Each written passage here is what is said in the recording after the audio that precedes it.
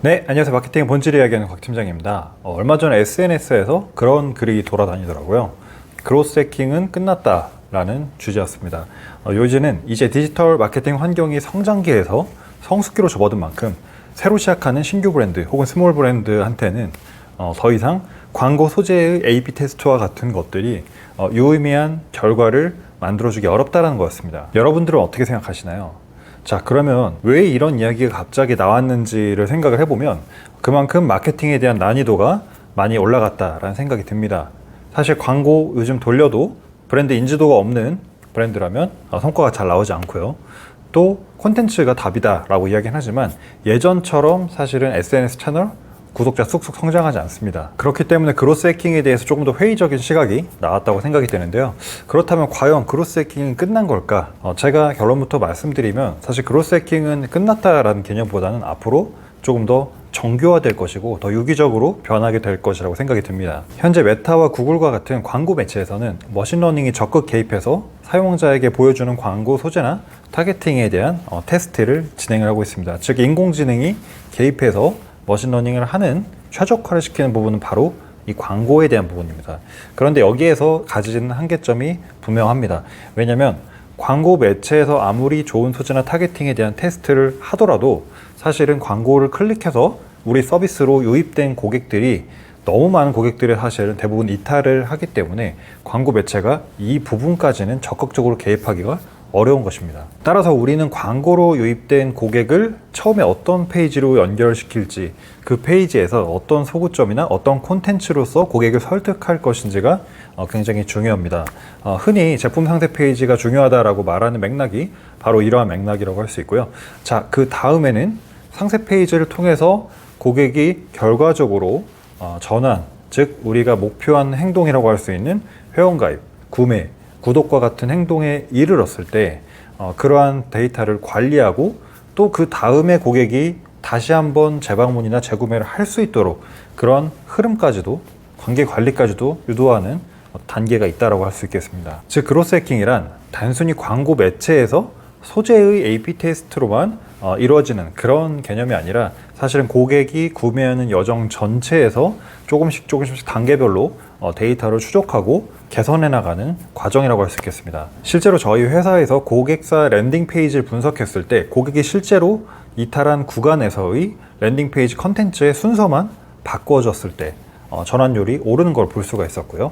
또 랜딩 페이지의 소구점이나 카피 자체를 교체하는 것만으로도 얼마든지 전환율이 개선되는 모습을 확인할 수 있었습니다. 또한 이미 주문을 마친 고객에게 어떤 타이밍에 어떤 혜택을 가지고 또 어떤 채널로 고객에게 CRM 마케팅을 보내서 거기에 따른 성과를 얻을 수 있는지에 대한 데이터를 축적하는 것도 일종의 그로스 해킹의 하나의 영역인 것입니다. 특히 CRM 마케팅 같은 경우에는 최근에 많은 부분 솔루션에 의해서 자동화가 되고 있기 때문에 이 부분은 따로 제가 영상을 제작해서 하나씩 소개를 해드리도록 하겠습니다. 자, 이처럼 그로스 해킹은 단순히 A/B 테스트만을 의미하는 그런 개념이 아닙니다.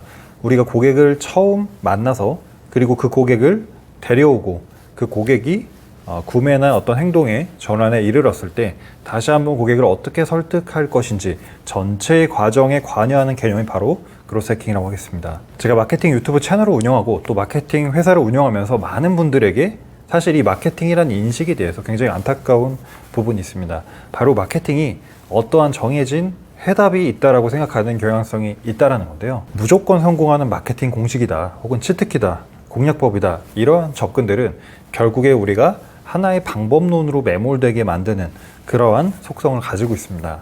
퍼포먼스 마케팅, 콘텐츠 마케팅 혹은 브랜딩, 그로스 해킹 이런 것들은 우리가 마케팅을 조금 더 가시화할 수 있게 도와주는 하나의 어떤 일종의 방법론이자 방향이라고 할 수가 있겠습니다. 그리고 이러한 부분들을 잘 이해하는 것도 중요하겠지만 예를 들어서 제가 라이브 커머스라는 단어를 이야기해 보겠습니다.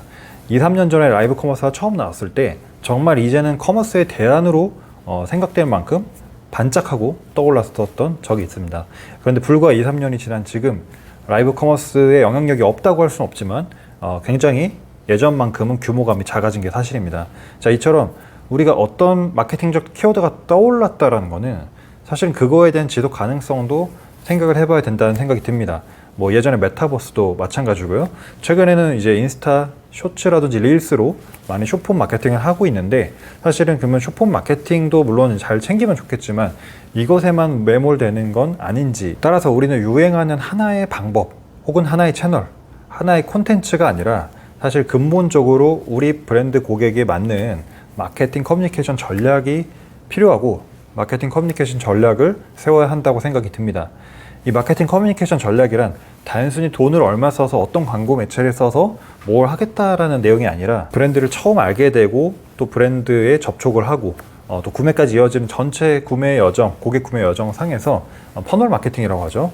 이 과정에서 이제 브랜드가 고객에게 어떤 경험을 제공해 줄 수 있는지에 대한 그런 시나리오가 되겠습니다. 따라서 그로스 해킹이란 개념이 갑자기 끝났다라든지 사라진다라고 볼 수는 없고, 전체 고객의 구매 여정 상에서 조금 더 고객의 경험의 빈틈을 채워줄 수 있는 그런 목적으로 더 정교화될 것으로 생각이 된다라고 정리할 수 있을 것 같습니다. 저는 앞으로도 여러분들과 함께 마케팅의 중심을 놓치지 않고 지속 가능한 마케팅에 대해 끊임없이 고민하도록 하겠습니다. 오늘 준비한 영상은 여기까지 마치도록 하고요. 전 다음 영상으로 다시 인사드리도록 하겠습니다. 여러분 고맙습니다.